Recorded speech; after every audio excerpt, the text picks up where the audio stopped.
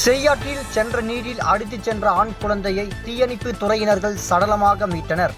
திருவண்ணாமலை மாவட்டம் செங்கம் அடுத்த கொட்டாவூர் கிராமம் வழியாக வரும் செய்யாற்றில் அப்பகுதியைச் சேர்ந்த காமாட்சி சஞ்சீவன் தம்பதிகளின் 3 வயதுடைய ஆண்மகன் திருச்செல்வம் எனும் குழந்தை பெற்றோர்கள் விளைநிலத்தில் பணியில் இருந்தபோது குழந்தை இயற்கை விபத்தை கழித்துவிட்டு ஆற்றில் சென்ற நீரில் இறங்கிய போது எதிர்பாராத விதமாக அடித்துச் சென்றதை காவல் மற்றும் வருவாய் துறையினர்களுக்கு கிடைத்த தகவலின் அடிப்படையில் சம்பவ இடத்திற்கு சென்று தீயணைப்பு மற்றும் மீட்பு பணியாளர்கள் உதவியுடன் சுமார் 3 மணி நேரம் போராடி நீரில் தேடிய நிலையில் கரையோரம் ஒதுங்கிய சிறுவனின் சடலத்தை மீட்டு ஊராட்சி மன்ற தலைவர் காமாட்சி கண்ணன் மற்றும் கிராம மக்கள் முன்னிலையில் பெற்றோரிடம் ஒப்படைத்தனர்.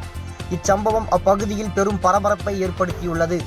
காவல்துறையினர்கள் சடலத்தை பெற்றோரிடம் ஒப்படைக்க நடவடிக்கை மேற்கொண்டுள்ளனர்.